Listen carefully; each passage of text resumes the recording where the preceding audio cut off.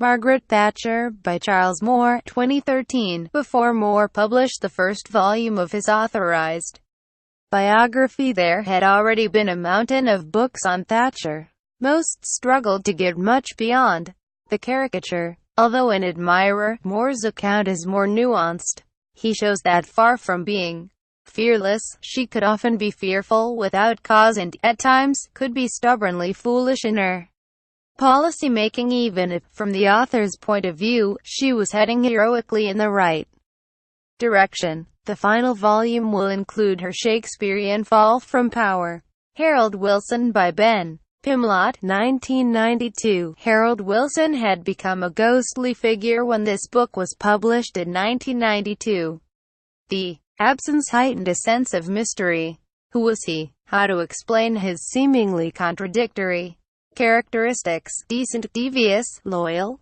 Pimlott solves some of the mysteries, showing why Wilson had no choice at times other than to be expedient and dissembling to keep a divided party together. Revealingly, the book is thorough and detailed until Wilson's final phase as Prime Minister in 1974, when events are narrated more briefly. Yet, in his final 2 years, Wilson turned a minority government into one that secured a small majority, and he won a referendum on the UK's membership of the EU. In the light of recent events, his final phase deserves more attention. Writing about politics is far too important to be left to politicians. The 100 Best Political Books. Read more.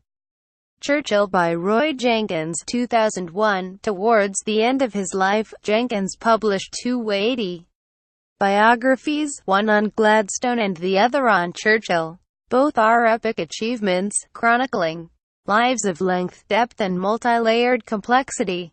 After he published the Churchill biography, I asked him who he admired most out of his 2 subjects.